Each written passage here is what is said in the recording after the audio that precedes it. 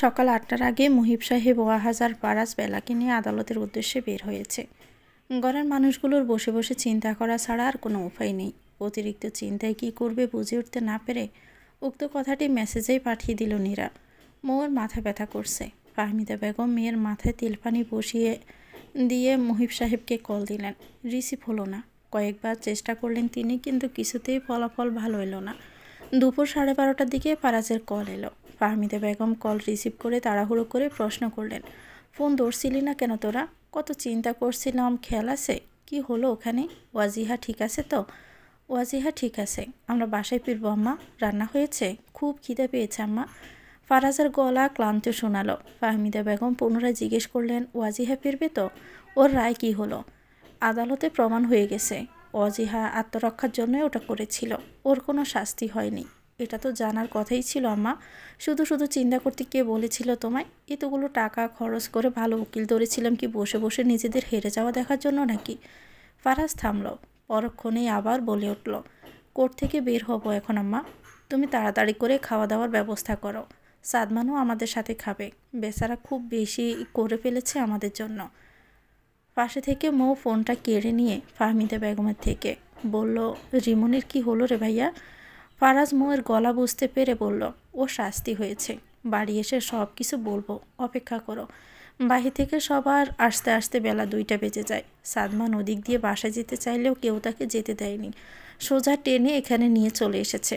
বাসায় ফিরেই সবাই ফ্রেশ হয়ে আগে খেয়ে নিল। পরে আজকে সারাদিনের ঘটনা শুনতে সবাই বাসার ঘরে গিয়ে বসলো। মুহিব সাহেব এসে বসতেই ফাহমিদা বেগম বলে উঠলেন, কি হলো বলো তো এবার? আর অপেক্ষা করতে পারছি না। মুহিব সাহেব ওয়াহাজের দিকে তাকিয়ে বললেন, আপনি বলেন তো আব্বা। ওদিকে বেলা এখনও চুপচাপ বসে আছে।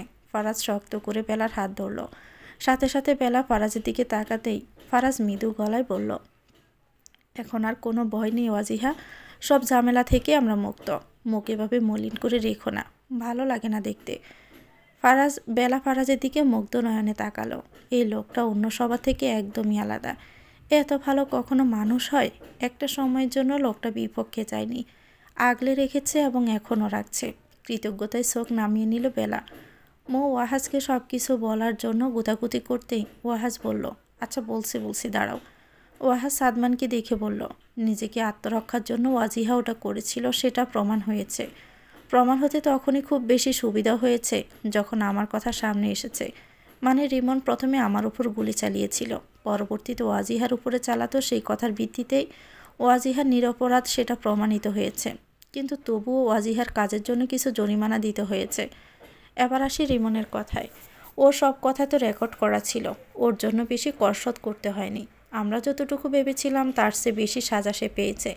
এবার বসে বসে জেলের ভাত খাবে, বুঝবে বাহিরের পরিবেশ কত ভালো ছিল। ভালো মানুষ হলে ভালো পরিবেশই থাকতে পারত। আমাদের জীবন থেকে এবার সব মেঘ কেটে গেছে, আর কোনো কালো মেঘ নেই। সবার মুখেই হাসি ফুটল। নীরা জোরে করে বলে উঠল, আলহামদুলিল্লাহ। আরও কিছুক্ষণ কথা চলল সবার মাঝে। সবাই কিছু না কিছুই বলছে, কিন্তু চুপচাপ আছে শুধু বেলা আর সাদমান। হঠাৎ বেলা সাদমানের দিকে তাকিয়ে বলে উঠল, সাদমান ভাইয়া, আই এম সরি। আমার জন্য আপনার আজ এত বড় একটা ক্ষতি হয়ে গেল। বেলার কথা শুনেই সবাই ব্রু কুঁচকে জিজ্ঞাসা দৃষ্টিতে সাদমানের দিকে তাকালো। কি হয়েছে কিছুই বুঝতে পারছে না। এতক্ষণে তো সব ভালোর গল্পই হচ্ছিল, ক্ষতি কি হয়েছে বুঝতে পারছে না কেউ। নীরা সাদমানের দিকে তাকালো, শুকনো ডুক গিলে বলল, কি হয়েছে আপনার? সাদমান নীরার দিকে তাকিয়ে মৃদু হেসে বলল, সেরকম কিছুই হয়নি। তোমার আপা ফিরে এসেছে, এটাই সবচেয়ে গুরুত্বপূর্ণ খবর। বাকি সব জানতে হবে না।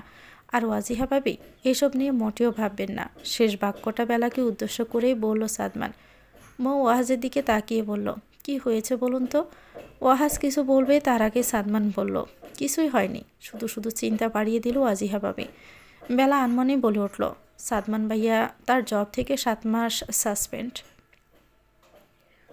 ওয়াহাজ দীর্ঘ একটা নিঃশ্বাস ফেলল। সাদমানের দিকে তাকিয়ে বলল, সেদিন রিমনের থেকে কথা বের করার জন্য ওরকম বেআইনি কাজটা না করলে, অর্থাৎ আমাদের ওখানে রিমনের সামনে না নিলে আর সাদমানের এই একটা অবস্থা হতো না। সাদমান তড়িঘড়ি করেই সবাইকে থামিয়ে দিল। 7 মাসেরই তো একটা ব্যাপার, বড় ধরনের কিছু তো আর হয়ে যায়নি। পরিবেশের গোমট হওয়ার পরিবর্তন ঘটাতে সাদমান হেসে বলল, বিয়ের পর তো ছুটির প্রয়োজনই হতো, যে আর যে জব করছি সেটা ছুটি পাওয়া যেন আকাশের ছাদ তারা হাতে পাওয়ার মতো। ভালোই হয়েছে, 7 মাস বিশ্রাম নিতে পারবো, ইচ্ছে মতো সব কিছু করতে পারবো। সাদমানের কথায় বাড়ির ভারী ও গুমুট পরিবেশের খানিকটা পরিবর্তন হলো। সবার মুখের মলিনতা ভাবটা কিছুটা কেটে গেল। নীরা লজ্জায় মাথা নিচে করে নিতেই মৌ বলল, কথা কিন্তু ভুল নয়, ছুটি চেয়ে চেয়েও পাওয়া যেত না, সেখানে তারা নিজেরাই দিয়ে দিল। এটাকে ভালোভাবেই দেখা উচিত। এবার শুধু বিয়ের ব্যাপারটাই এখনও এগোনো বাকি। কত দিন হয়ে গেল বিয়ে হচ্ছে না কারো। অনেক দিন পর বিয়েতে আনন্দ করতে পারবো। সবার আড্ডা চললো অনেকক্ষণ ধরে। প্রায় 4টার পর মোর ঘুম পেয়ে যাওয়ায় ওয়াহাজ তাকে রুমে নিয়ে চলে গেল। সাদমানও সবার সাথে কথা শেষ করে বাড়ি যাবে বলে উঠে দাঁড়ালো। ফাহমিদা বেগম সাদমানকে একটু অপেক্ষা করতে বলে রান্নাঘরে চলে গেলেন। সাদমান ফারাজের সাথে দরজার দিকে কথা বলায় ব্যস্ত। রান্নাঘর থেকে একটা খাবারের বক্স এনে নীরার হাতে দিয়ে বললেন, নীরা যাও তো মা, সাদমানকে নিচে এগিয়ে দিয়ে আসো, এটা সাদমানকে দিবে, সাদমানের মায়ের জন্য এই খাবারটা। নীরা বক্সটা হাতে নিয়ে বেলার দিকে তাকালো। বেলা মৃদু হেসে নীরার গাল ছুঁয়ে আদরের স্পর্শ দিয়ে বলল, সাদমান তোমাকে খুব বেশি ভালোবাসে, আর বেশি সময় নিও না, এত ভাবাভাবির কিছু নেই, যাও ওনাকে এগিয়ে দিয়ে এসো। বেলা নীরাকে সাদমানের দিকে ইশারায় যেতে বলল। নীরাও দৃঢ় পায়ে এগিয়ে যেতে ফারাজ কথা শেষ করে ভিতরে চলে আসে। নীরার হাতে বক্স দেখে সাদমান জিজ্ঞেস করলো, কিছু বলবে? কি এটা হাতে? আন্টি এটা আপনাকে দিতে বলল, আপনার মায়ের জন্য। আচ্ছা দাও। আন্টি বলল আপনাকে নিচ পর্যন্ত এগিয়ে দিতে, তারপর আপনার যাওয়ার সময় এটা দিতে বলেছে। সাদমান বাহিরের দিকে এগোলো, সাথে নীরাও। সাদমান মুচকি হেসে বলল, আন্টি আর কি বলল? আর কিছু বলেনি, চুপচাপ এগিয়ে দিতে বলেছে। ওয়াজিহা আপু জিজ্ঞেস করতে বলল, বিয়ে কবে করছেন? সাদমান হাসি লুকিয়ে বলল, তোমার আপুকে বলো নীরা সাদমানকে বিয়ে করতে রাজি হলেই বিয়ে হবে।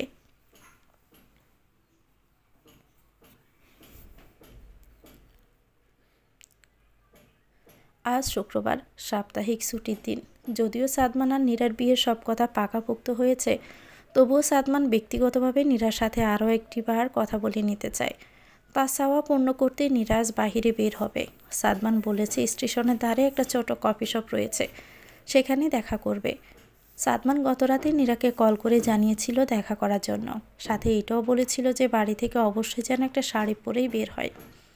নীরা সাদমানের কথা মতো বেলা থেকে একটা সাদা রঙের শাড়ি পরেছে আজ। বেলা নিজেই তাকে সুন্দর করে সাজিয়ে দিয়েছে, পাশে মৌ বসেছিল। তিনজনের কত হাসি ঠাট্টা।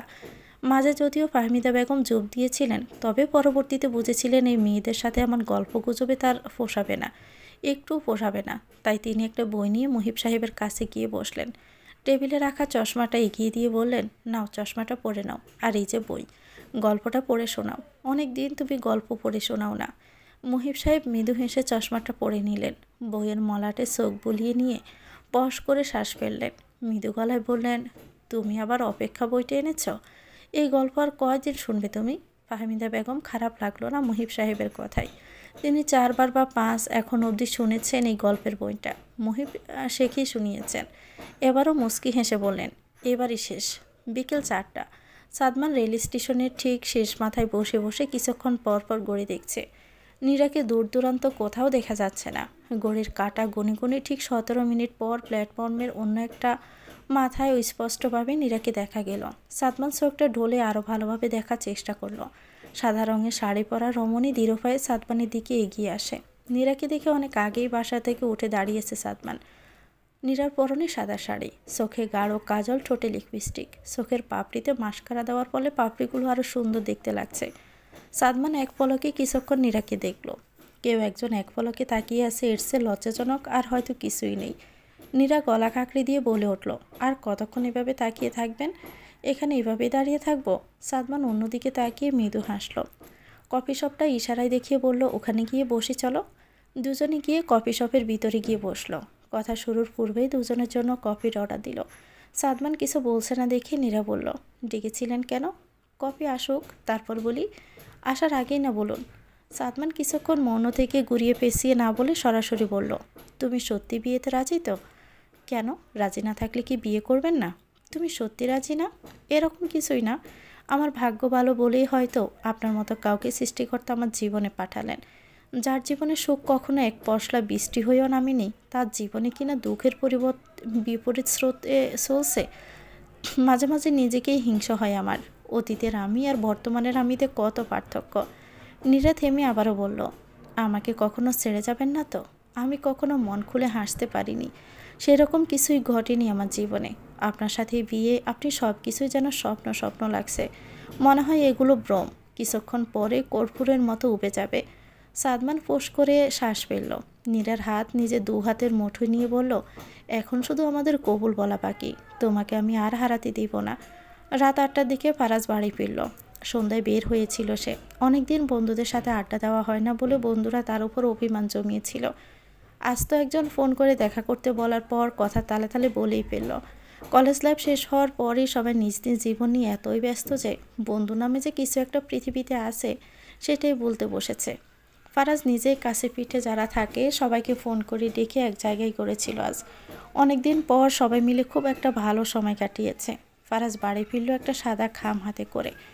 রুমে প্রবেশ করেই খামটা টেবিলের উপর রেখে ফ্রেশ হতে চলে গেল। ফারাজকে অন্য দিনের তুলনায় অস্বাভাবিক দেখাচ্ছিল বলে সে ফারাজের সাথে কথা বলার জন্যই অপেক্ষা করছিল। ফারাজ ওয়াশরুম থেকে মাথা মুছতে মুছতে বের হলো। নগ্ন শরীর, মাথা থেকে পানি জোরে সারা শরীর ছড়িয়ে পড়েছে। ফারাজ মাথার পিছনটা মুছতে মুছতে বলল, নীরা ফিরেছে? বেলা উঠে দাঁড়িয়ে স্বাভাবিকভাবে বলল, হ্যাঁ, সাদমান ভাই সন্ধ্যার পরেই এসেছিলেন। নীরাকে রেখে গিয়েছেন। বিয়ের ডেট কবে হতে পারে কিছু বলেছে? মানে এই সপ্তাহে যাওয়ার সম্ভাবনা আছে কি? বেলা আমতা করে বলল, সেটা তো আমি জানি না। জানতে হতো। কেন, কিছু হয়েছে? আপনাকে অস্বাভাবিক লাগছে। সব কিছু কি ঠিক আছে তো? আপনি কি কোনো কারণে আমার উপর রেগে আছেন? ফারাজ মুখ লুকিয়ে মৃদু হাসল। সে যদিও একটু অমন অভিনয় করতে চেয়েছিল বেলাকে বরকে দিতে, তা দারুণ লাগে। আর একটু বরকানোর জন্য বলল, তোমার উপর ক্ষুব্ধ হব এমন কাজ করেছ, মনে করে দেখো তো। বেলার মুখ মলিন হয়ে যায়। কিছুক্ষণ চুপ থেকে মনে করার চেষ্টা করলাম, কিন্তু সেরকম কিছুই তার মনে হলো না। তারপর মৃদু আওয়াজে বলল, আপনি বলুন না আমি কি করেছি। ফারাজ তোয়ালেটা চেয়ারের উপর রেখে খামটা হাতে নিল। বেলার দিকে এগিয়ে গিয়ে বলল, আমার উপর তোমার নজর আছে? কি নিয়ে ব্যস্ত থাকো তুমি বলো তো? তোমার বর কি চায় না চায় সেদিকে কোনো নজরই তোমার নেই। এভাবে কিন্তু চলা মুশকিল হয়ে যাবে ওয়াজিহা। বেলা ফারাজের মুখের দিকে তাকিয়ে বলল, কি করেছি আমি? ফারাজ নিজের কাছে থাকা খামটা বেলার হাতে ধরিয়ে দিয়ে বলল, ব্যাগ গুছাও তাড়াতাড়ি। মানে? ব্যাগ গুছাতে বলেছি, ব্যাগ গুছাবে। সময় নেই হাতে, আমি মা বাবার সাথে কথা বলেই আসছি। ব্যাগ কেন গুছাবো? খামের ভিতরে কি আছে? বেলার মুখের করুণ অবস্থা দেখে ফারাজ আবার আর হাসি থামাতে পারল না। হু হু করে হেসে উঠল সে। বেলা অবাক ভাব আকস্মিকভাবে আরও বেড়ে গেল। ফারাজ হাসি থামানোর চেষ্টা করে বেলার গালে হাত রেখে বলল, বিয়ে তো করেছেন অনেক দিন হলো, বর বানিয়েছেন, বাবা বানাবেন না? আমাদের হানিমুনের টিকিট আছে এতে। লজ্জায় মাথা নিচু করে নিল বেলা। কি না কি যে সে ভেবে বসেছিল। বয়ও তো কম পায়নি। তার জীবনে যে সুখ খুব কমই এসেছে। বেশি যা এসেছে তা হলো ভয়, একাকিত্ব আর মানুষ হারানো। ফারাজ বেলা থুতনিটা আঙ্গুল দিয়ে মুখটা উঁচু করে নিজের দিকে ফেরালো। মুখে হাসি বর্তমান রেখে বলল, লজ্জা পরে পেও, এখন প্লিজ তাড়াতাড়ি ব্যাগ গুছিয়ে নাও। আমাদের গাড়ি ছাড়বে রাত 11টায়। খাওয়া দাওয়া করে বের হতে হবে। শিফন জর্জেট শাড়ি যেগুলো আছে নিয়ে নিও। ওখানে তুমি শুধু আমার বউ, বাড়ির ছেলের বউ না। ফারাজকে ধাক্কা দিয়ে সরিয়ে দিয়ে নিজেও খানিকটা দূরে সরে এলো বেলা। মিটিমিটি করে হেসে বলল, বাজে কথাবার্তা রাখুন তো। বাজে কথাবার্তা কাজ তো কিছু করিনি। চলো আগে বাজে কাকে বলে সংজ্ঞাসহ বুঝিয়ে দিব। ফারাজ মুচকি হেসে কথাটা বলে বাইরে চলে গেল। ফারাজ আর বেলার ঘুরতে যাওয়ার কথা বাড়িতে তুলতে কেউ আর বাধা দেয়নি। দুজনেই নিজেদের প্রয়োজন মতো জামা কাপড় জিনিসপত্র ব্যাগে নিয়ে বাড়ির সবার কাছ থেকে বিদায় নিয়ে বাস স্টপের দিকে রওনা দেওয়ার জন্য বের হতেই ফারাজ দেখল গেটের বাহিরে রাস্তার একপাশে একটা গাড়ি থামানো। পরিচিত গাড়ি। রফিক চাচাকে বলে বের হতেই গাড়ি থেকে কেউ নামলো। বেলা হঠাৎ করে সেদিকে তাকিয়ে হকচকিয়ে যায়। সেদিকে তাকিয়ে বলে উঠল, ভাইয়া।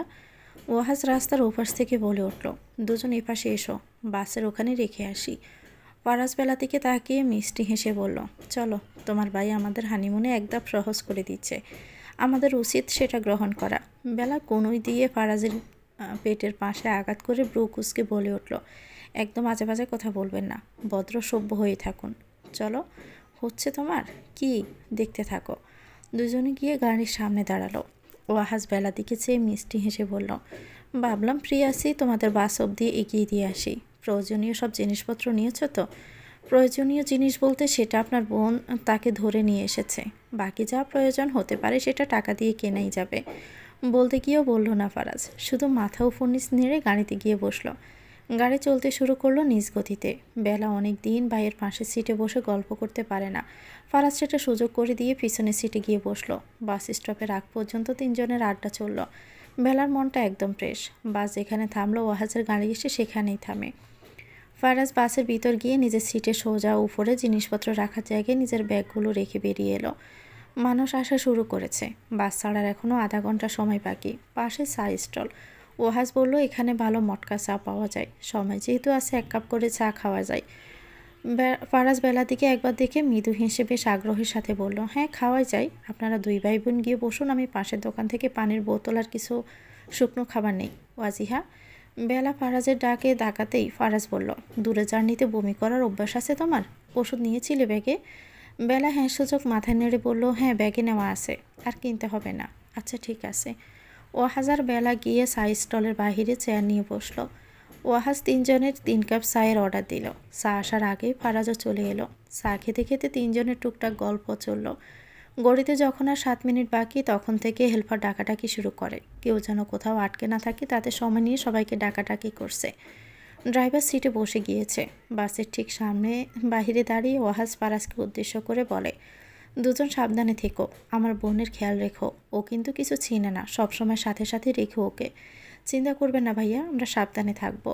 ওয়াহাজ বেলার মাথায় হাত বুলিয়ে নিজের বুকের সাথে একবার জড়িয়ে নিয়ে বলল, সাবধানে থাকবি, একা কোথাও যাবি না, হোটেল থেকে বের হবি না, সমুদ্রের দিকে তো একেবারেই না। বেলা সম্মতি প্রকাশ করে বলল, ঠিক আছে ভাইয়া, তুমি এখন যাও, বাস ছেড়ে দিবে। বাস ছাড়ুক তারপর যাচ্ছি, আমার তো বেশি সময় লাগবে না, তোরা এখন গিয়ে বাসে বস, আর সময় নেই। ফারাজ আর বেলা গিয়ে নিজেদের সিটে বসলো। বেলা জানালার কাছ থেকে ওয়াহাজকে বিদায় জানালো। বাস ধীরে ধীরে চলতে শুরু করে। ফারাজ বেলার হাত ধরে টেনে সরিয়ে আনলো নিজের দিকে। বলল, আমরা 3 দিনের জন্য বেড়াতে যাচ্ছি, তোমাকে নিয়ে একেবারে কোথাও চলে যাচ্ছি না। বাসের হেল্পার সবাইকে চুপ করতে বলে ছোট মাইক দিয়ে বলল, রাত 12টায় বাসের লাইট বন্ধ করে দেওয়া হবে, কারো অন্ধকারে সমস্যা নেই তো? অনেকক্ষণ যেহেতু বাস চলবে তাই আপনাদের রাতে ঘুমানো প্রয়োজন। 9 ঘন্টার বেশি জার্নি করতে হবে। 12টার দিকে কোনো একটা হোটেল দেখে থামানো হবে 10 মিনিটের জন্য, কারো টয়লেট প্রস্রাবের জন্য যাওয়া লাগলে যাবেন। এরপর আবার ফজরের সময় 20 মিনিটের জন্য থামানো হবে। কথা ক্লিয়ার সবার কাছে? বাসের সবাই একযোগে হ্যাঁ বলে ওঠে। বাস গতিতে মহাসড়কে চলতে থাকলো। উদ্দেশ্য কক্সবাজার। ফারাজ বেলার পিষপিষিয়ে গল্প চলল ঘণ্টাখানেক। বাসে যতক্ষণ আলো জ্বলছে ততক্ষণ দুজনের গল্প চলছে। যেহেতু একই জায়গা থেকে যাচ্ছে, একই জায়গায় যাবে, অবস্থান করবে এবং একই সাথে ফিরে আসবে, তাই পরিচিত হওয়া জরুরি। ঠিক রাত 12টার সময় 10 মিনিট ব্রেকের পর বাসের আলো নিভিয়ে দেওয়া হয়। বেলা সিটে হেলান দিয়ে মাথা রাখতেই পারছে না, গাড়ে ব্যথা করছে। ফারাজ সেটা খেয়াল করে নিজে হাত বাড়িয়ে নিজের কাঁধের ওপর বেলার মাথা নিয়ে নিল। বেলা মৃদু হেসে ফারাজের কাঁধে মাথা রেখে হাত ধরে বলে উঠল, সারা রাত আমার শরীরের ভার সহ্য করতে পারবেন তো? 3 কবুলের মাধ্যমে তোমার সারা জীবনের দায়িত্ব সৃষ্টিকর্তা আমাকে দিয়ে দিয়েছে, সেখানে তুমি একটা রাতের কথা বলছো? শুভরাত্রি, মৃদু হেসে বলল বেলা। তারপর ধীরে ধীরে ঘুমে তলিয়ে গেল। আর ফারাজ নিজের প্রেয়সীর ঘুমে যেন ব্যাঘাত না ঘটে, কোনো বিপদ যেন ছুঁতে না পারে, সেজন্য দুচোখের পাতা আর এক করল না। সকাল 9টার দিকে হোটেলের সামনে গাড়ি থামলো। নিজেদের জিনিসপত্র নিয়ে হোটেলে চলে গেল সবাই। আগে থেকে নিজেদের জন্য রুম বুক করে রাখা হয়েছে। নিজেদের রুমের চাবি নিয়ে রুমের উদ্দেশ্যে চলল বেলা আর ফারাজ। বেলা এদিক ওদিক তাকিয়ে শুধু এটা ওটা দেখছে আর ফারাজের সাথে কথা বলছে। রুম লক খুলে ভিতরে সুইচ অন করলো ফারাজ। রুমটা অত্যাধিক সুন্দর। খাটের পাশে সাইড বক্সের উপর টেবিল ল্যাম্প, এক পাশে আলমারি, দেওয়ালের সাথে বড় একটা আয়না সহ প্রয়োজনীয় আসবাবপত্র। বেলা কোনো মতে নিজের মাথার হিজাবটা আগে খুলে বেলকনিতে চলে গেল। রুমটা 4 তলায় হওয়ায় এখান থেকে মোটামুটি অনেক কিছুই সুন্দরভাবে দেখা যাচ্ছে। সামনের দিকে কিছু দূর তাকালে সমুদ্র চোখে পড়ছে। কিছুক্ষণ পর পর মৃদু হাওয়া এসে চুলে এলোমেলো করে দিয়ে যাচ্ছে। ফারাজ রুম থেকে বলে উঠল, এই সময় কিন্তু কোথাও বের হওয়া ঠিক হবে না। এখন ফ্রেশ হয়ে আমরা নাস্তা করতে যাব। নাস্তা শেষ করে আধা ঘন্টা সময় নিয়ে হোটেলটা ঘুরে দেখতে পারো, তারপর সোজা রুমে এসে ঘুম। সারা রাত ঘুম হয়নি। বেলা ফারাজের কথায় প্রত্যুত্তর না করে তাকে ডেকে বলল, এখানে দেখেছেন কি সুন্দর পরিবেশ, আমার তো এই জায়গা ছেড়ে যেতে ইচ্ছে করছে না। ফারাজ রুম থেকে বেলকনিতে গেল, পিছন থেকে বেলাকে জড়িয়ে ধরে বলল, তোমার পছন্দ হয়েছে? তুমি খুশি তো? বেলা ফারাজের দিকে তাকিয়ে হাসি হাসি মুখ করে বলল, আমার খুব খুব ভালো লেগেছে, মনে হচ্ছে এখানেই থেকে যাই। একা? বেলা ফারাজের চোখে চোখ রেখে মৃদু হেসে বলল, হুম, আপনার সাথে। ফারাজের ঘুম ভাঙল দুপুর 3টায়। ঘুম থেকে উঠে আড়মোড়া ভেঙে পাশে তাকাতেই দেখলো বেলা ঘুমাচ্ছে। মুখের ওপর এসে লেপ্টে থাকা চুল সরিয়ে দিয়ে পলকহীন তাকিয়ে রইল সে বেলার দিকে। বেলার মাথার চুল তখনও ভেজা। ফারাজ বুঝলো বেলার ঘুমানো হয়তো বেশিক্ষণের না, সে হয়তো গোসল সেরে নামাজ পড়ে এসে শুয়েছে। ফারাজ ধীরে ধীরে বেলার মাথায় হাত বুলিয়ে দিতে থাকে। বেলা চোখ পিটপিট করে তাকালো। হালকা ঘুমটায় ভেঙে যেতে যখন সামনে তাকিয়ে ফারাজকে তার দিকে তাকিয়ে থাকতে দেখলো, তখন মৃদু গলায় বলল, কি দেখছেন? ফারাজ নড়ে চড়ে বলল, পৃথিবীর সবচেয়ে সুন্দর মানুষটাকে। ফারাজের কথা মৃদু হাসলো বেলা, অন্যদিকে তাকিয়ে বলল, খিদে পাইনি আপনার? খাবেন না? আমরা বাহিরে যাব কখন? ফারাজ উঠে বসলো, হাত দুটো টান টান করে আড়মোড়া ভাঙলো। ফারাজের পিছে পিছে বেলাও উঠে বসলো। ফারাজ বেলা দিকে এগিয়ে বসে মৃদু হেসে বলল, কি খাবে বলো? সামুদ্রিক কিছু খাবে? কাঁকড়া? চিহ, ইয়া, খবরদার, এসবের নামও মুখে নেবেন না। ওসব মানুষ খায় নাকি? পৃথিবীতে এত সুস্বাদু খাবার থাকতে আমার ওসব কেন খেতে হবে? বলে আসলে মুখ ডাকলো বেলা, কপাল কুঁচকানো, যেন মুখের ভঙ্গিমা প্রমাণ করছে খাবার হিসেবে কাঁকড়া তার ঠিক কতটা অপছন্দের। বেলার মুখের অবস্থা দেখে ফারাজ পিক করেই হেসে ফেলল। হাসতে হাসতে বলল, কাঁকড়া লাভারগুলো তোমার কথা শুনে নিশ্চিত একটা আন্দোলন হয়ে যেত। তুমি যেভাবে নাক ছিটকেলে। বেলা মুখ বাঁকিয়ে উঠে দাঁড়ালো, আয়নার সামনে গিয়ে দাঁড়িয়ে বলল, ওরা যদি স্বাচ্ছন্দ্যে পছন্দের কথা বলতে পারে, তাহলে আমি কেন স্বাচ্ছন্দ্যে অপছন্দের কথা বলতে পারবো না? ফারাজ উঠে এসে বেলার কাঁধে থুতনিটা রেখে বলল, যাই বলো, আমি কিন্তু অক্টোপাস কাঁকড়া সব খাবো। সমুদ্রে বেড়াতে এসেছি আর সামুদ্রিক খাবার খাবো না? বেলা ব্রু কুচকে বলল, আপনি ওসব খান? তুমি বললে খাবো না। ওসব খেলে 15 দিন জড়িয়ে ধরতে পারবেন না, সুমোও খেতে পারবেন না। যদি বাদ তবে কি এখনই? বলে ফারাজ বেলা দিকে এগিয়ে গেল খানিকটা। বেলা হাত টান টান করে ফারাজকে থামিয়ে দিয়ে ল্যান্ডফোনটা দেখিয়ে দিয়ে বলল, প্রচণ্ড খিদে পেয়েছে, খাবার অর্ডার করুন। বিকেল হয়ে যাচ্ছে, বেরও হতে হবে। ফারাজ বেলার কপালে চুমু দিয়ে ফোন করবে বলে বেলার কপালের দিকে নজর দিলে বেলা ফারাজকে ল্যান্ডফোনের দিকে ঘুরিয়ে দিয়ে বলল, আগে ফোন করুন। ফারাজ ঠোঁট উল্টে মুহূর্ত কয়েক দাঁড়িয়ে রইল, তারপর ল্যান্ডফোনটা হাতে নিয়ে বিড়বিড় করে বলল, বউ চুমু খেতে না দিলেও তাকে তো আর না খাইয়ে রাখতে পারি না। আসরের আজান পড়তে আর বেশি দেরি নেই। ওয়াহাজের এখনও গোসল হয়নি। সে সকালে মৌকে বাসায় নিয়ে এসেছে। বাসার অবস্থা দেখে মৌ অসহায়ের মতো চুপচাপ বসেছিল। মৌর মন খারাপ দেখে ওয়াহাজ জিজ্ঞেস করলো, মায়ের কাছ থেকে এখানে এনেছি বলে মন খারাপ? মৌ ডানে বামে মাথা নাড়িয়ে বলল, পুরো বাসা অপরিষ্কার, এতদিন এভাবে রেখেছ, আমি এখন এত কাজ কিভাবে করব? ওয়াহাজ কপালে হাত দিয়ে পুরো বাসা একবার পর্যবেক্ষণ করলো, আর তারপর কিছু ফল কেটে প্লেটে করে নিয়ে এসে মোর হাতে ধরিয়ে দিয়ে বিছানায় বসিয়ে দিয়ে বলল, বিছানা থেকে একদম নামবে না, বসে বসে এগুলো খাবে আর এই নাও ফোন, আমার সাথে গল্প করো, আমি তোমার সব কাজ করে দিচ্ছি।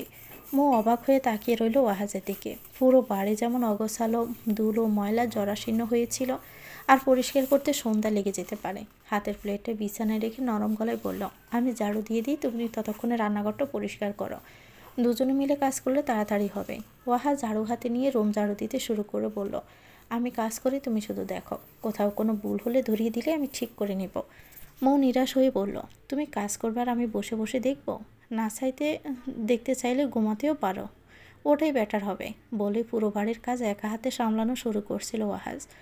ঘর ঝাড়ু, চুল পরিষ্কার, ঘর মুছে ফেলা, রান্নাঘর পরিষ্কার থেকে শুরু করে বাড়িতে যা যা কাজ থাকে একে একে সব কাজে শেষ করে নিজেদের জন্য রান্না করার শক্তি আর ওয়াহাজের নেই। ফোনটা হাতে নিয়ে পরিচিত একটা রেস্টুরেন্ট থেকে অনলাইনে খাবার অর্ডার করলো। নিজের দিকে একবার তাকাতে মনে হলো এবার অন্তত গোসলটা সেরে ফেলা প্রয়োজন। রুমে উকি দিতে দেখলো মৌ ঘুমিয়ে গেছে। তার সকাল সকাল গোসল দেওয়া অভ্যেস, তাই এখন আর ঘুম থেকে জাগিয়ে গোসল দিতে বলার কাজটা ওয়াহাজের করতে হলো না। ওয়াহাজ নিজের পোশাক নিয়ে ওয়াশরুমে চলে যায়। গোসল শেষ করে বের হওয়ার পরে খাবারের পার্সেল বাসায় পৌঁছে যায়। ওয়াহাজ খাবার রিসিভ করে মৌকে ডেকে তুলল। মৌ গুম গুম চোখে ওয়াহাজের দিকে তাকায়।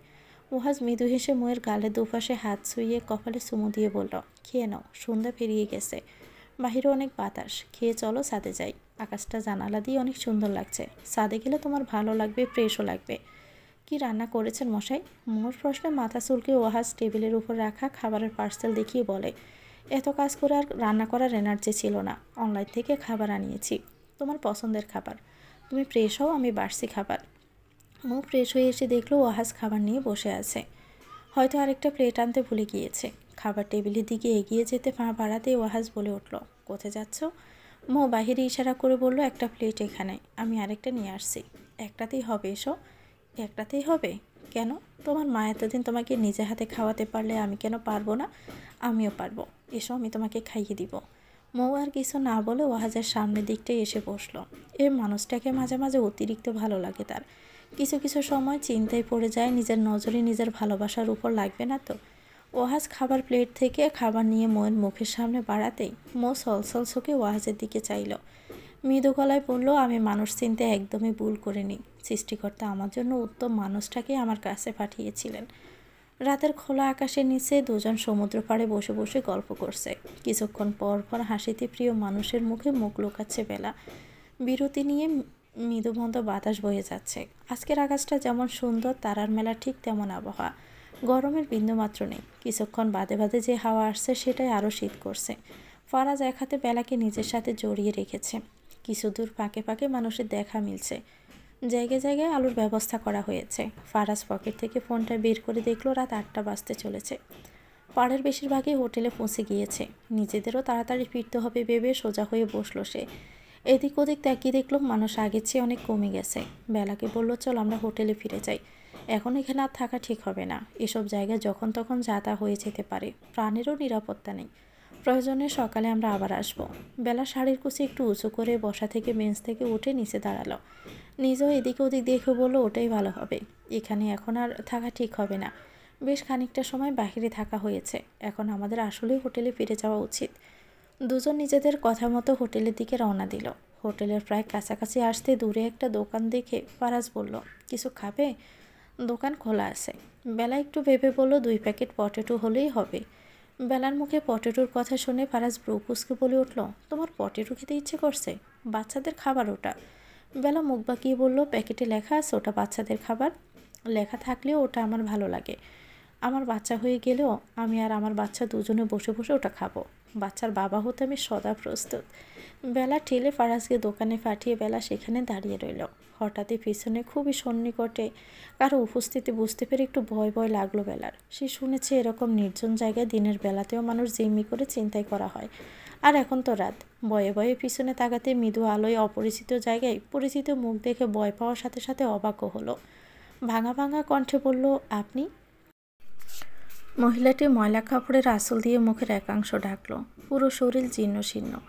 অল্প আলোয় দেখে যতটুকু বোঝা যাচ্ছে তিনি হয়তো ঠিকমতো খাওয়া দাওয়া করতে পারেন না। বেলা আবারও উঠে বলল, আপনার এই অবস্থা কেন? এখানে কি করছেন? বেলার সামনে আর কেউ নয়, তারই প্রাক্তন শাশুড়ি জাহিদা বেগম। চেহারায় আগের সে জৌলসান নেই। ও বাড়ি থেকে বেরিয়ে আসার পর কেটে গেছে দীর্ঘ একটা সময়। পরিবর্তন হয়েছে অনেক কিছু, কিন্তু যে মানুষগুলো অতীতের সাথে ওতপ্রোতভাবে জড়িয়ে আছে তারা যতই পরিবর্তিত হোক না কেন, চোখ তাদের ঠিকই চিনে নেয়। বেলার সামনে দাঁড়ানোই নারীটি বেলার সাথে নোংরা খেলা খেলেছিল সেদিন। বেলা পারত মানুষের সামনে এই মানুষটার মুখোশ টেনে খুলে ফেলতে, কিন্তু সে সেটা করেনি, ছাড় দিয়েছিল সেদিন। ফারাজ দোকান থেকে বেলার জন্য এটা ওটা নিয়ে ফিরল। স্ত্রীর সামনে বয়স্ক এক নারীকে দেখে ভাবলো হয়তো বেলার কাছে সাহায্য চাইছে। বেশ ভীষণ সেটা বলছে। সে না বুঝেই বেলাকে বলল, ওয়াজিহা, তোমার কাছে খুচরো নেই? বেলা অবাক চোখে ফারাজের দিকে তাকালো। চাপা স্বরে বলল, উনি ভিক্ষুক নন। তাহলে? উনি ধ্রুবর মা। চুপসে গেল ফারাজ। সামনে দাঁড়ানো মহিলাকে ভালোভাবে পর্যবেক্ষণ করলো একবার। মুখ এবং শরীরের অবস্থা ভীষণ শোচনীয়। বেলা ফারাজের দিকে তাকিয়ে বলল, আমরা বাড়ি ফেরার আগ পর্যন্ত আরেকটা রুম বুক করতে পারবে? টাকা হবে? ফারাজ কোনো কিছু না ভেবেই হ্যাঁসূচক মাথা নাড়ল। সে জানে বেলা যাই করুক ভুল কিছু করবে না। দুজনে মিলে জাহিদা বেগমকে হোটেলে নিয়ে এলো। ফারাজ রিসিপশনে কথা বলে নিজেদের রুমের কাছাকাছি একটা রুম নিল। বেলা ফারাজের সাথে গিয়ে রুমে বেছে বেছে নিজের একটা সুতির শাড়ি আর যা যা প্রয়োজন সেগুলো বেছে নিল। ফারাজ শুধু চেয়ে বেলার কর্মকাণ্ড দেখছে। বেলা প্রয়োজনীয় কাপড় নিয়ে জাহিদা বেগমের রুমে যাওয়ার আগে ফারাজের নিকট এসে বলে, আমার উপর ভরসা আছে তো, তাই না? আমার উপর বিরক্ত হচ্ছ কিছু বলছি না বলে? আমি আগে সব জেনে নেই, তারপর তোমাকে বলবো। তুমি শুধু আমাকে একটু সময় দাও। এই যে আমি ওনার জন্য যা যা করছি এটা মনুষ্যত্ব থেকে। আমার মনে হয় যে কোনো মানুষ এটা আমার কাছে থাকলে এটা করতো। ফারাজ বিছানায় বালিশের সাথে হেলান দিয়ে বসেছিল। বেলার কথা শেষ করতে সে উঠে বেলা দুগালে আজলাক করে হাত রেখে বলে, আমি তোমাকে মোটেও খারাপ চোখে দেখছি না ওয়াজিহা। এখানে তোমার প্রাক্তন শাশুড়ির জায়গায় প্রাক্তন স্বামী থাকলেও বাধা দিতাম, সহ্য করতাম না। এমনটা আটকে রাখার বা অমন কিছু দেখছি না আমি। সময় নিয়ে সব জেনে এসো। সারা রাত পড়ে আছে, আমি শুনবো সব কিছু। তোমার অতীত আমি কখনো জানতে চাইনি, কিন্তু তুমি যখন ওনার পরিচয় দিলে তখন আমার আগ্রহ বেড়েছে। আমি জানতে চাই ওনার এই অবস্থা কেন, কি হয়েছে ওনার সাথে বা কি করা হয়েছে। তুমি যাও। ফারাজের এত পজিটিভ কথা শুনে বেলার মুখে হাসি ফুটল। মিষ্টি হেসে বলে, একটু জড়িয়ে ধরি। ফারাজ মনে হয়ে কিছুক্ষণ বেলাকে দেখে তারপর উত্তর না দিয়ে নিজে জড়িয়ে ধরল। ফারাজের বুকের সাথে মিশে গেল বেলা। ভালো মুহূর্ত তাড়াতাড়ি কেটে যায়। তাদের সময়ও তাই হলো। কিছুক্ষণ পরেই বেলা মাথা উঁচিয়ে বলল, এখন যাই? হ্যাঁ যাও, আমি ওই রুমে ওনার জন্য খাবার অর্ডার করে দিচ্ছি। ঠিক আছে, আমি আসছি। বেলা বেরিয়ে এলো রুম থেকে। জাহিদা বেগমের রুমে সে বাহির থেকে লক করে গিয়েছিল। দরজা আনলক করে ভিতরে প্রবেশ করতে দেখলেন জাহিদা বেগম ফ্লোরে বসে আছেন। বেলাকে রুমে ঢুকতে দেখে উঠে দাঁড়ালেন। পূর্বের মতোই মাথা নত করে রাখা। বেলা নিজের হাতে কাপড়গুলো বিছানার উপর রাখলো। তারপর ওয়াশরুমে সব কিছু ঠিকঠাক আছে কিনা সেটা দেখে নেয়। জাহিদা বেগমের যেন কোনো রকম অসুবিধা না হয়, তাই একটা একটা করে সব বুঝিয়ে দিল। বিছানা থেকে কাপড়গুলো নিয়ে এগিয়ে দিয়ে বলল, যান এবার গোসলটা করে নিন। সাবান শ্যাম্পু সবই আছে, আপনি ভালোভাবে গোসল করুন, দেখবেন শরীরের মধ্যে ভালো লাগবে। আমি রুমেই আছি। জাহিদা বেগম গলা খাদে নামিয়ে বলল, তুমি আমার জন্য এত কিছু করতেছ? এখন কোনো কথা না, আপনি গোসল করে আসুন, কিছু খেয়ে নিন, তারপর সব কথা শুনবো। আমার অনেক কথা শোনার আছে আমার, বলে জাহিদা বেগমকে ঠেলে ওয়াশরুমে পাঠিয়ে দিল। জাহিদা বেগম গোসল শেষ করে চুলে তোয়ালে পেঁচিয়ে ওয়াশরুম থেকে বের হলো প্রায় আধ ঘন্টা পর। ততক্ষণে অর্ডার করা খাবারও এসেছে। বেলা একে একে সব খাবার সাজিয়ে দিয়ে জাহিদা বেগমকে পেট ভরে খাওয়ালো। খাওয়া শেষে একটা তৃপ্তির ডেকুর তুললেন জাহিদা বেগম। সলসল চোখে বেলার দিকে চেয়ে বললেন, অনেকদিন গোশত দিয়ে ভাত খাই না জানো, কতদিন পর আজকে গোশত মুখে তুলতে পারলাম। আল্লাহ তোমারে ভালো রাখুক। বেলা ফারাজকে মেসেজ করে জানালো রুমে ফিরতে একটু দেরি হবে, সে যেন ঘুমিয়ে না যায়, বেলার জন্য যেন অপেক্ষা করে। জাহিদা বেগম রুমের এখান ওখান দেখে শুধালেন, একখান পান হইব? আমার আগের কাপড়ের আসলে একখান মনে হয় ছিল, আপনি বসেন, আমি এনে দিচ্ছি। বলে বেলা খুঁজে খুঁজে পান এনে দিল। বেশ খানিকটা সময় কেটে গেছে। দুজনেই নীরব। নিজেদের জড়তা কাটিয়ে জাহিদা বেগম নিজেই বলে উঠলেন, তোমার সাথে মেলা অন্যায় করছি মা, পারলে আমারে মাফ করে দিও। আল্লাহ আমাকে অনেক শাস্তি দিছে, এখন একমুঠ ভাত পাই না খাওয়ার লাইগা। কথাগুলো বলেই জাহিদা বেগম কেঁদে ফেললেন। বেলা প্রাক্তন শাশুড়ির হাত ধরে নিচু গলায় বলল, এই কয়েক বছরে কি হয়েছে আমাকে বলেন আম্মা, আপনার এই অবস্থা কি করে হলো? জাহিদা বেগম বলা শুরু করলেন। একদম প্রথম থেকে তিনি শুরু করলেন, তুমি চলে আসার পর ধ্রুবর বউ সংসার নিজের হাতের মুঠে নিয়ে নেয়। কোনো বেলা কতটুকু ভাত রান্না করুম সেইটাও তার থেকে সইনা নিতে হইতো। কি কি বাজার হইব, কয় টাকার বাজার হইব সব। বাড়ির অবস্থা খারাপ থেকেও খারাপ হয়, বুঝে একটা ভালো পোলার লগে রিমির বিয়ে দেই।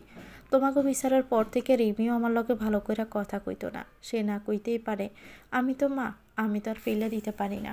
বিদেশি পোলার লগে বিয়ে দিলাম। পোলার বাড়ি থেকে কইছিল রিমিরে বিদেশ লইয়া যাইব, হইল তাই। রিমি এখন বিদেশ থাকে। আমার মাইয়ার বিয়েতে আমি একটা গহনও দিতে পারি নাই। রিমির বিয়ের পর ধ্রুবর বউ আমার উপর অত্যাচার বাড়ায় দেয়। ধ্রুবর বউয়ের মুখের উপর কিছু কয় না, যখন দেখে সহ্য করতে না পারে কয়েকবার তোমারে ফেরত নিতে চাইছে, যোগাযোগ করার চেষ্টাও করছে। প্রথম প্রথম তোমারে কল দিত, ওর মনে হয়তো ও অন্যায় করছে, পরে তুমি নাম্বার পাল্টাই ফেলছো, তোমারে আর পাইল না, বাড়িতে আসতো না ভয়ে। ওর বদলে বাড়িতে পুলিশের উপদ্রব বাড়ে যায়। ধ্রুবর বউ আগে দলিল কইরা রাখছিল, একদিন ধ্রুবরে পাইয়া যেখানে যা আসিল সব লিখে নিছে। ধ্রুব একবার পালাইলো আর ফিরল না।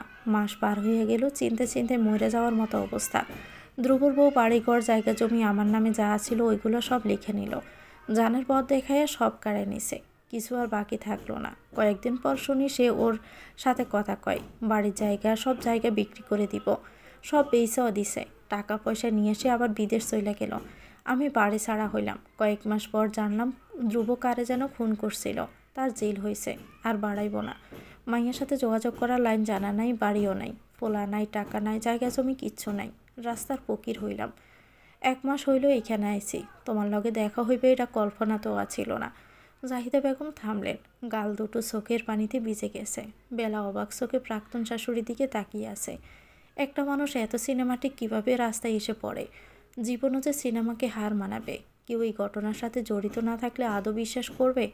জানালা দিয়ে আকাশের দিকে তাকায় বেলা। মনে মনে আল্লাহর বিচার দুনিয়াতেই এত কঠোর হয়। একটা কথা মাথায় আসে বেলার, আল্লাহ ছাড় দেন, ছেড়ে দেন না। প্রাক্তন শাশুড়ি চোখ মুখ মুছে দিয়ে বলল, কাঁদবেন না আম্মা, আল্লাহ আছেন, আপনাকে রক্ষা করতে আল্লাহ হয়তো আমাকে পাঠিয়েছেন। আপনি চিন্তা করবেন না, আপনার কোনো এক অবস্থা আমি নিশ্চয়ই করব। আপনি এখন ঘুমান, নিশ্চিন্তে ঘুমাবেন, আপনার কোনো চিন্তা নেই, আমি সকালে আসবো আবার। বেলা উঠে দাঁড়ালো। জাহিদা বেগম আবার বেলার ব্যবহারে অবাক হন। যে মেয়েকে তিনি অন্যায়ভাবে বের করে দিয়েছেন, সে সময় বেলার প্রয়োজন ছিল তাকে, সে সময় তিনি পাশে না থেকে উল্টো মন্দ করেছিলেন। বেলা দরজার দিকে এগিয়ে যেতে জাহিদা বেগম বেলাকে ডাকলেন। বেলা পিছনে ফিরে তাকালো সে। জাহিদা বেগম মাথা নিচু করে বললেন, একটা সত্যি তোমারে কই নেই, সেটা যাই না হয় আর একটু ঘৃণা করলে আমারে। আমি সব জানি আম্মা। কি জানো? আপনি যেটা জানাতে চাচ্ছেন, তোমার ঘরে আমি লোক তুলে দিছিলাম, ভাবছিলাম মানুষের সাথে তোমারে ধরলে টাকা দেওয়ান লাগবো না। আমি জানি আম্মা। অবাক হলেন জাহিদা বেগম। বললেন, সেদিন কও নাই কেন? রিমির কথা কেন কইছিলা? সবাই বিষয়টা না জানলে আমি কারো নাম নিতাম না, চেপে যেতাম। যেহেতু লোক জানাজানি হয়েছিল, তাই নিজের গায়ে যেন দোষ না আসে, তাই ওটা করেছিলাম। রিমির আগের বসে এটা ভুল করতেই পারে, এটা নিয়ে লোকজন আর কিছু ভাবেনি। আপনার নাম বললে সবাই সিসি করত। আপনাকে আম্মা বলে ডাকছিলাম, অসম্মান হতে দিতে কি করে? জাহিদা বেগমের বুকটা ফেটে যাচ্ছে। নিজের অন্যায়গুলো যখন আরও ভারী মনে হচ্ছে। বেলা আর কোনো কথা বাড়ালো না, রুম থেকে বেরিয়ে এলো। বেলা নিজেদের রুমের দরজায় নক করলো। কিছুক্ষণ পরে ফারাজ এসে দরজাটা খুলে দেয়। হাতে জ্বলন্ত মোমবাতি, পুরো রুম অন্ধকার। বেলা ব্রুকুসকে ফারাজের দিকে তাকিয়ে বলল, কি ব্যাপার, কি হচ্ছে এখানে? ফারাজ মৃদু হেসে বলল, ভিতরে আসুন ম্যাডাম। বেলা রুমের ভিতরে প্রবেশ করে সমস্ত ঘরের মোমবাতি দেখে বলল, আলো নিমিয়ে মোমবাতি জ্বালালো কেন? কি হয়েছে, চলছে মাথায়? ফারাজ বেলার গালে লেপ্টে থাকা চুলগুলো কানের পিঠে গুজে দিয়ে বলল, মাথা যা চলছে সেটা একটু পর আপনার উপর চলবে। লজ্জায় বেলার মুখের রং যেন পাল্টে গেল। নিমিষেই যেন মাথায় বয়ে আনা চিন্তা দূর হলো। প্রিয় মানুষের কথাও হয়তো খারাপ লাগার নিরাময় হিসেবে কাজ করে। সামান্য কথা থেকে কেমন মন খারাপ সারিয়ে তোলে। বেলা ফারাজকে আলতো হাতে ধাক্কা দিয়ে সরিয়ে দিয়ে ভিতরে প্রবেশ করলো। ফারাজ বেলার পিছন পিছন এসে শাড়ির আঁচল টেনে ধরল। পিছন থেকে আঁচলে টান পড়তে দাঁড়িয়ে গেল বেলা। ফারাজের দিকে ভ্রু কুঁচকে তাকালো সে। কি চাই তোমাকে? ছাড়ুন, ফ্রেশ হতে দিন। একসাথে ফ্রেশ হলে ক্ষতি হবে মানে? ফারাজ বেলা শাড়ির আঁচল গোটাতে গোটাতে বেশ কাছেই চলে এসেছে। কানের কাছে মুখ নিয়ে পিস পিস করে বলল, এই ধরো, একসাথে ফ্রেশ হতে গেলাম, তাহলে সময়ও কম অপচয় হলো। বেলা চকিতে শাড়ির আঁচল ছাড়িয়ে নিল। মুচকি হেসে বলল, সব সময় সব কিছু সম্ভব নয় সাহেব। ফারাজ আবারও বেলার কাছে এসে চোখে চোখ রেখে বলল, তুমি আমি চাইলেই সব কিছু সম্ভব, ভালো থাকা, ভালোবাসা, সব কিছু। বেলা তার নরম হাত ফারাজের গালে শুয়ে পড়ল। অনেক কথা বলার আছে, ফ্রেশ হয়ে আসি। ফারাজের সংক্ষিপ্ত কথায় দমে গেল বেলা। মুখের অবস্থা থেকে বুঝলো ফারাজ রাগ করেছে। বেলা ব্রুসিয়ে বলল, রাগ হলো? ফারাজ মুখ বাঁকিয়ে বলল, না, রাগ করবো কেন? আমাদের তো মান অভিমান পর্ব চলছে, তাই না? এটা তো হানিমুন না। মনে হচ্ছে কেউ মারা গেছে আর আমরা শোক পালন করতে এসেছি। শালার মধুচন্দ্রিমায় না আছে কোনো মধু আর না আছে কোনো চাঁদ। ফারাজের কথায় পিক করেই হেসে ফেলল বেলা। হাতের উপর ফেলে রাখা শাড়ির আঁচল কাঁধের উপর ভাঁজ ফেলে কোমরে গুজে ফারাজের সামনে গিয়ে দাঁড়ালো। দু হাতে গলা জড়িয়ে ধরে বলল, রাগ হয়েছে মশাইয়ের? অস্বাভাবিক কিছু? আজ একজন এলো, কালই নিশ্চয় চলে যেতে চাইবে। আমরা আমাদের মতো করে কোনো সময় কাটালাম। এখানে আমরা কেন এসেছি বলো আমাকে? আমরা আবারও আসবো। তার মানে তুমি সত্যি চলে যেতে চাইছো? ওনাকে সাথে রেখে আমরা আমাদের সময় উপভোগ করতে পারবো? এখন ওনাকে তাড়িয়ে দিতে নিশ্চয় বলতে পারবে না। আমি জানি তুমি ওরকম কথা কোনো দিনও বলতে পারবে না। ফারাজ আর কিছু বলল না, মুখ অন্যদিকে ঘুরিয়ে দাঁড়িয়ে রইল। বেলা ফারাজের মুখ জোর করে নিজের দিকে ঘুরিয়ে নিয়ে বলল, একটু চুমু দিলেই কি আপনার রাগ কমে যাবে? ফারাজ আবারও অন্যদিকে ঘুরে ফেলল। বেলা মুচকি হাসল। সে জানে এ রাগ খুবই অল্প সময়ের জন্য। ফারাজ কিছুতেই তার উপর রাগ ফুঁসে রাখতে পারবে না, পারবেই না। তার জন্য এটা অসম্ভব একটা ব্যাপার। বেলা আবারও বলল, লাগবে না, চলে যাব। ফারাজ তড়িৎ গতিতে বেলার দিকে ঘুরে তাকালো। আসমকা বেলাকে কোলে তুলে নিয়ে বলল, মধুচন্দ্রিমায় এসেছি কি নাক ডেকে ঘুমানোর জন্য নাকি? শুধু চুমুতেই কাজ হবে না। দুজনে ফ্রেশ হয়ে নিজেদের পছন্দ মতো বিভিন্ন খাবার অর্ডার করে রাতের খাবার খেয়ে নিল। বেলা রাতে শুয়ে শুয়ে ফারাজের সাথে অনেক কথা বলল, অতীতের সবটা তুলে ধরল। ঠিক যেমন সামনে আয়না ধরলে নিজেকে পরিপূর্ণ রূপে দেখা যায়, ঠিক তেমনই বেলা নিজের সবটা জানালো। দুজন মিলে ঠিক করলো গ্রুপের সাথে না ফিরে তারা আগামীকালকে নিজেদের শহরে ফিরবে। এবং জাহিদা বেগমের একটা ব্যবস্থা করবে। ফারাজও তাতে সায় দিল। একটা মানুষকে এত এত শাস্তির পরও আরও এইভাবে রাস্তায় রাস্তায় ফেলে রাখা যায় না। এত কিছুর পরেও তাকে এভাবে রেখে যাওয়া অন্যায় হবে। ফারাজ বলল, আর 2 দিন থেকে গেলে হয় না? উনি তো এখানে ছিলেন কয়েকদিন, 2 দিন এখানে থাকতে পারবে না? এভাবে যাওয়া তো মুশকিল হবে। বেলা ভাবুক ভঙ্গিতে বলল, সমস্যা হবে? আচ্ছা, সকালে আমি ওনার সাথে কথা বলবো। ফারাজ বেলার চুলে হাত বলিয়ে দিতে দিতে বলল, ওনাকে শহরে নিয়ে কি করবে ভেবেছ? বেলা কিছুক্ষণ মৌন থেকে বলল, আজ তো রাত হয়ে গেছে, তুমি আগামীকাল সকালে তোমার কোনো পরিচিত মানুষের সাথে কথা বলে দেখো কোনো ভালো ওল্ড হোমে রাখা যায় নাকি। আমরা প্রতি মাসে 2-1 বার দেখা করতে যাব। ফারাজ যেন হাফ ছেড়ে বাঁচল। ফারাজের এমন প্রলম্বিত শ্বাস ফেলতে দেখে বেলা বলল, কি হলো? ফারাজ জবাবে বলল, আমি ভেবেছিলাম আমাদের বাড়িতে রাখার কথা বলবে। বেলা মৃদু হেসে বলল, ওনার দায়িত্ব নেওয়া বা না নেওয়া পুরোটাই আমার ব্যাপার, এখানে বাধ্যবাধকতা নেই। আমি ওনার জন্য ভাবছি, এটা মনসত্ত্ব। তাছাড়া আমার আলাদা সংসার আছে, সেখানে তো আমি আমার আগের সংসারের শাশুড়িকে নিয়ে গিয়ে রাখতে পারি না। এত ভালো মানুষ আবার আমি নই। একটা দুশ্চিন্তা তবু কমলো। আমি ওনার ব্যবস্থা করে দিব। রাতে আর ঘুম হলো না বেলার। প্রায় সারা রাত মস্তিষ্ক ভাবনায় ব্যস্ত রইল। তারপর কি হবে? সাদমানের মায়ের অসুস্থতা বেড়েছে। কয়েক মাস হলো হাঁটুর ব্যথার জন্য ডাক্তারের কাছে দৌড়াদৌড়ি করতে হচ্ছিল তার। ডাক্তার বলেছেন একদম বেড রেস্টে থাকতে। 2 দিন হলো একজন নার্সকে রাখা হয়েছে তার দেখাশোনার জন্য। সাদমান গতরাতে মায়ের সাথে দেখা করানোর জন্য নীরাকে বাসায় নিয়ে এসেছিল। সাদমানের মা হাঁটুর ব্যথায় নীরার যত্ন নিতে না পেরে কত আফসোস করলেন। সাদমানকে স্পষ্টভাবে জানিয়ে দিলেন বিয়ের ডেট এগিয়ে আনতে। বাড়িতে এইভাবে মুখে কুলু পিঠে বসে থাকতে মোটেও ভালো লাগে না। একজন সঙ্গী দরকার। দরকার মানে খুব দরকার এবং তাড়াতাড়ি দরকার। সাদমান প্রথমে মায়ের কথা মজার ছলে নিলেও পরে মায়ের ব্যাপারে চিন্তা বেড়েছে। সে নীরার সাথে এই বিষয়ে কথাও বলেছে।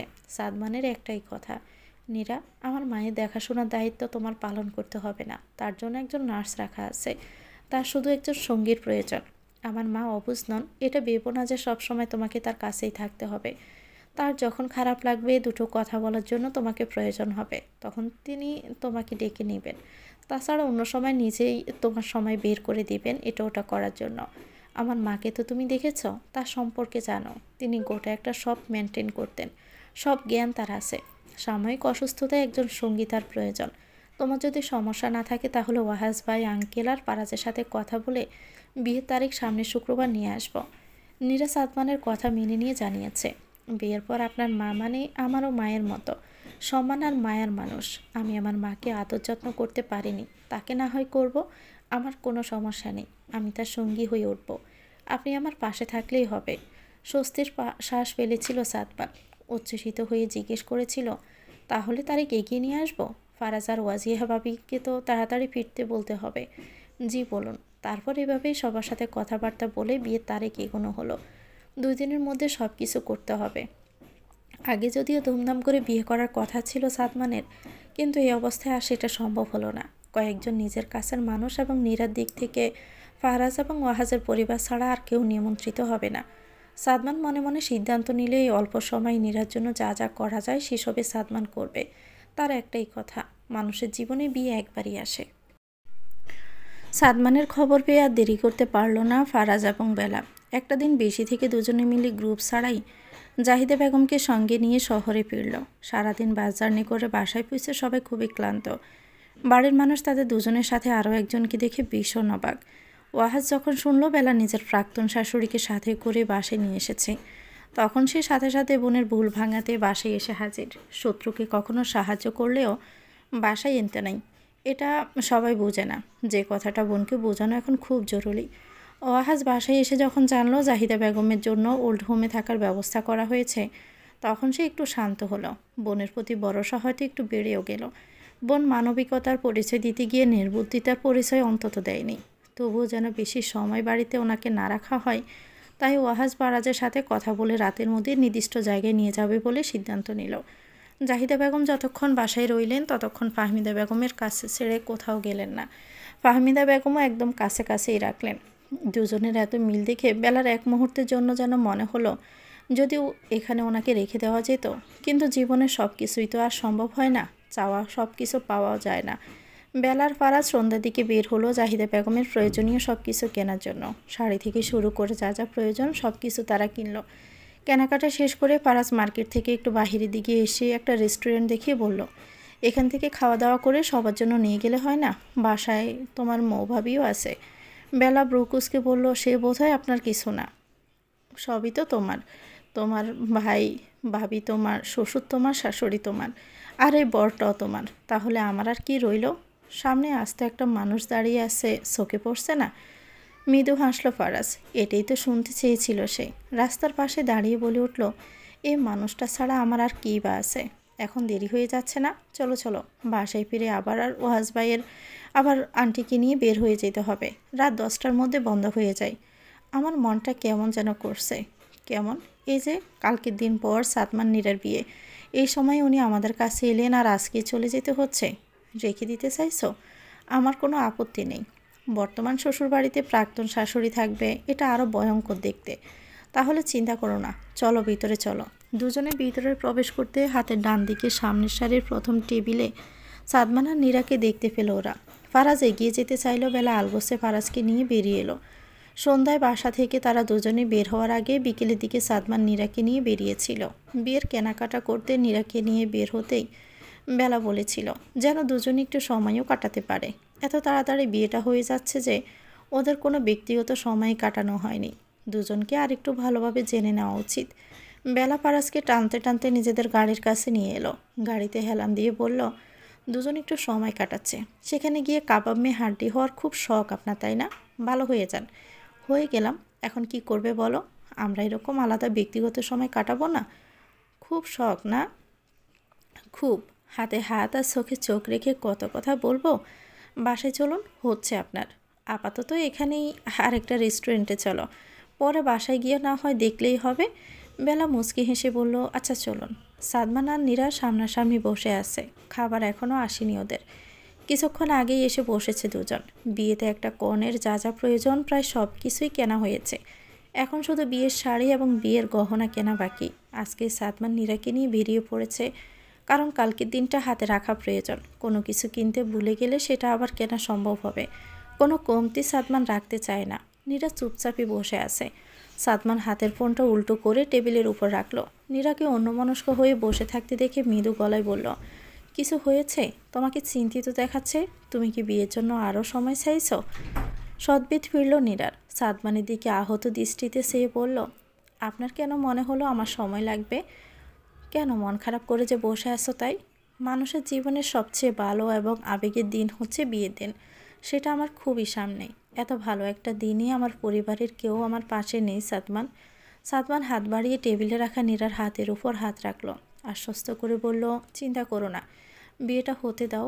আমরা দুজনে না হয় একদিন তোমার বাড়িতে গিয়ে ঘুরে আসবো, দেখা করে আসবো সবার সাথে। নীরা দীর্ঘশ্বাস পেলে বলল, আছেই তো শুধু একজন, তাও কেমন আছে, কিভাবে আছে, আদৌ বেঁচে আছে কিনা কিছুই জানি না। নীরার চোখ ছলছল হতে সাদমানের বুকটা ভারী হয়ে এলো। নীরার হাতটা শক্ত করে ধরে বলল, কারো কিছু হবে না, দেখো আল্লাহ তাকে ভালো রেখেছেন। নীরা আর কিছু বলল না। সাদমান সামনের দিকে চেয়ে নীরার পাশে চেয়ারে এসে বসে বলল, তোমার মন খারাপ? চুপ থাকা একটা দীর্ঘ সময় দেখেছি আমি নীরা। একটু আমার দিকটা ভাবো। তোমাকে এমন দেখতে আমার মোটেও ভালো লাগছে না। বুকটা আমার ফাঁকা ফাঁকা লাগছে। সাদমান থেমে বলল, কাল বাদে পরশু আমাদের বিয়ে। তোমাকে ভালো রাখার সব দায়িত্ব আমার। তোমাকে এমন মনমরা দেখলে আমার মনে হবে আমি দায়িত্ব পালনে ব্যর্থ। সাদমানের দিকে নীরব দৃষ্টিতে তাকালো নীরা। কিছুক্ষণ মৌন রইল দুজন। বড় মুহূর্তে নিজেকে সামলে নীরা বলে উঠল, হাত ছাড়ুন, এখানে কত মানুষ আছে। সাদমান নীরার হাতটা আরও শক্ত করে ধরে বলল, সম্ভব হলে হাত নয়, তোমাকেই শক্ত করে জড়িয়ে ধরে থাকতাম। তোমার থেকে দূরে থাকা কত কঠিন সেটা কি তুমি বুঝবে? মৃদু হেসে হাতটা ছাড়িয়ে নিল নীরা। বলল, এই তো আর একটা দিন। সাদমান দুদিকে মাথা নাড়িয়ে বলল, 2 রাত 2 দিন বলো। বিয়ের দিনেও তো আর কাছে পাচ্ছি না, পেতে পেতে সেই রাতে। লজ্জায় মাথা নিচু হয়ে এলো নীরার। হাত দিয়ে কপাল টেকে বলল, থামবেন আপনি? দেখুন খাবার কত দূর, আর কত অপেক্ষা করতে হবে। কিছুক্ষণের মধ্যে বিভিন্ন ধরনের খাবার এসে হাজির হলো। খাওয়া দাওয়া শেষ করে দুজনেই বের হলো বাকি কেনাকাটা শেষ করতে। প্রথমে বিয়ের শাড়িটা কিনলো দুজনে, তারপর গহনার দোকানে ছুটলো। নীরার জন্য প্রায় সব ধরনের গহনা নিল সাদমান। সব কিছুর দাম মিটিয়ে নীরার আড়ালে আলাদা করে একটা আংটি কিনে নিজের কাছে সে রেখে দিল। বাসর ঘরে কোনো কিছু না দিয়ে বউয়ের মুখ সে কীভাবে দেখবে? কেনাকাটা শেষ করে গাড়িতে গিয়ে দুজন বসলো। ব্যাগগুলো পিছনের সিটে রেখে সাদমানের কথা অনুযায়ী পাশে এসে বসতে হলো নীরার। গাড়ি ধীর গতিতে চলতে শুরু করলো। জানালার গ্লাস নামিয়ে দিল নীরা। মৃদু হাওয়া এসে চুলগুলো এলোমেলো করে দিতে ব্যস্ত হলো। গ্লাস আরেকটু উঁচুতে উঠিয়ে শান্তি করে সে বসলো। হঠাৎ নীরার হাতটা নিজের হাতের মুঠোয় নিয়ে বুকে চেপে ধরল সাদমান। নীরা চোখ মেরে কিছুক্ষণ বসে আছে, তারপর মৃদু গলায় বলল, কি হচ্ছে এগুলো? সামনে দেখে সাবধানে গাড়ি ড্রাইভ করুন, এরকম করলে তো দুর্ঘটনা ঘটে যেতে পারে। সাদমান সামনের দিকে নজর স্থির রেখে বলল, তোমার এত চিন্তা করতে হবে না। চোখ চোখের জায়গায়, মন মনে জায়গায়, আর হাত হাতের জায়গায় আছে। সব মনোযোগ এক জায়গায় থাকা উচিত নয় কি? ব্রেক কষল সাদমান। নীরা সাদমানের দিকে ঝুঁকে যেতে যেতে সোজা হয়ে সিটে বসে রইল। সাদমানের দিকে ভ্রুকুটি করে তাকিয়ে বলল, কি হলো? সাদমান চকিত বলে উঠল, তুমি তো বললে সব মনোযোগ এক জায়গায় দিতে। মানে? আমি তো গাড়ি ড্রাইভে মনোযোগ দিতে বললাম। আমি তো মনে করলাম তোমার উপর মনোযোগ দিতে বললে। বড্ড মাপছাড়া কথা বলেন তো আপনি। কাজ তো আর করি না। কি মাপছাড়া? নীরা বুঝলো সাদমানের কথার মানে কি। পাত্তা দিতে আর চাইল না সে। সামনের দিকে তাকিয়ে বলল, চলুন। কোথায়? বাসায়। আবার কোথায়? তোমার মনোযোগ কোথায় বলো তো? আমার মনোযোগ আবার কোথায় থাকবে? আশেপাশে তাকিয়ে দেখো, এটা বাসার সামনেই আছে। ভালো করে খেয়াল করে কপাল চাপড়ালো নীরা। সে আসলে খেয়াল করেনি এটা বাসার সামনে। নীরার কপাল চাপড়ানো দেখে সাদমান মৃদু হাসল। নীরা স্বাভাবিক হয়ে গাড়ির পিছনের দিকে সিটে দেখে বলল, নিন, ওগুলো নিয়ে বাসায় যেতে হবে তাড়াতাড়ি। সাদমান গাড়ির আলো নিভিয়ে দিয়ে আলতো গলায় বলল, তাড়াতাড়ি কেন?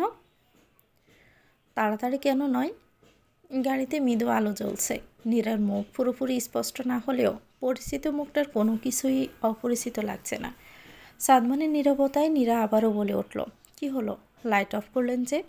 সাদমান চকিতে বলে উঠল, তুমি আমাকে প্রবল বেগে টানছ নীরা, আমি নিজেকে আটকে রাখতে পারছি না। নীরার বুকটা কেঁপে উঠল। কোনো কথার অর্থ সে বুঝতে পারে না এমন না, সাদমান সেভাবেও কিছু বলে না যেটা সে বুঝতে পারবে না। এই কথার অর্থ নীরার অজানা নয়। নিজের সিটটা খামচে ধরে রইল সে। সাদমান খানিকটা ঝুঁকে এলো নীরার দিকে। আলতো করে নিজের হাতটা নীরার বাম গালে ছুঁয়ে দিল। হঠাৎই এমন স্পষ্টে কেঁপে উঠল নীরা। চোখ দুটো বন্ধ করে নিল। ঠোঁটজোড়া বিরতিহীনভাবে কেঁপে যাচ্ছে। সাদমানের দিকে নজর সেদিকে। পলকহীন চোখে নীরার সমস্ত মুখ একবার পর্যবেক্ষণ করে ঠোঁটে এসে থামল। বারবার শুকনো ডোক গিলছে নীরা। পরিবেশ নীরব স্তব্ধ বুঝে আস্তে আস্তে চোখ খুলল সে। সাদমানের মুখটা ঠিক সামনে। পলকহীন চোখে তাকেই দেখে যাচ্ছে। নীরাও সাদমানের চোখের দিকে চাইল। দূরত্ব যেন আরও একটু কমল। মুহূর্তে স্থির দৃষ্টিতে সবই যেন স্থির। সাদমানের ঠোঁট দুটো নীরার ঠোঁট স্পর্শ করবে ঠিক তখনই পিছিয়ে গেল নীরা। নীরাকে সরে যেতে দেখে সজ্ঞানে ফিরে এলো সাদমান। বারবার কয়েকবার চোখের পলক এবং শ্বাস পেলে নিজের করার অদ্ভুত কাণ্ডের কথা স্মরণ হতেই নীরার দিকে তাকালো আবারও।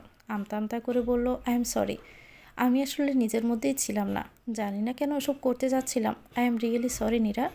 নীরা সামনের দিকে তাকিয়ে তখনও চুপচাপ বসে আছে। সে এখনও বুঝে নিতে ব্যস্ত একটু আর কি ঘটে যেতে যাচ্ছিল। ভাবতেই প্রলম্বিত শ্বাস ফেলল সে। নীরাকে চুপ থাকতে দেখে সাদমান নীরাকে আবারও ডাকলো। নীরা এবার পাশে ফিরে সাদমানের দিকে তাকিয়ে বলল, আমি প্রস্তুত সাদমান। সাদমান লজ্জায় দুচোখ বন্ধ করে নিল। ডান হাতের কয়েকটা আঙ্গুল দিয়ে কপাল ঘষতে থাকলো সে। ওভাবেই বলে উঠল, আমি দুঃখিত নীরা, মাফ করে দাও। সাদমানের অবস্থা দেখে মৃদু হাসল নীরা। নিজেই আলগোছে সাদমানের হাতটা নিজের হাতে নিতেই সাদমান তড়িৎ গতিতে নীরার দিকে তাকালো। দৃষ্টিতে অসহায় ভাব, নিশ্চিত। সাদমান মৃদু গলায় বলল, আবারও সরি আই এম। জানি না হঠাৎ করে আমার কি হয়ে গিয়েছিল। থ্যাংক ইউ আমাকে আটকানোর জন্য, আমাকে সায়না দিয়ে সরে যাওয়ার জন্য। আমি তোমাকে আমার করে তবেই পেতে চাই। নীরা মৃদু হেসে বলল, আপনি চাইলে আমরা প্রথম কিসটা এখানেই সারতে পারি। অন্য কেউ হলে এতদিনে। সাদমান নীরার ঠোঁটে নিজের আঙ্গুল চেপে চুপ করিয়ে দিল। মাথা দুপাশে নাড়িয়ে বলল, আমি অন্যদের মতো নই নীরা। তুমি এখনও আমাকে চিনতে পারোনি। আমি ব্যর্থ। নীরা নিজের অন্য হাতের মুখ থেকে সাদমানের হাত সরিয়ে বলল, না চিনলে কি আর বিয়ে করছে? বাদ দিন এসব, বিয়ের রাতে সব পুষিয়ে দিব। আর একটু অপেক্ষা করুন, অপেক্ষার ফল মিষ্টি হয়। সাদমান নীরার দিকে তাকাতে লজ্জায় শোক সরিয়ে নিল সে। সাদমান মিটি মিটি হাসল। নিজেকে স্বাভাবিক করে নিয়ে বলল, দেখা হচ্ছে তাহলে, অপেক্ষায় রইলাম। আপনাকে পেতে এতটুকু অপেক্ষা আমি করতেই পারি নীরা। আজ সাদমান এবং নীরার বিয়ে, একদম ঘরোয়া আয়োজন।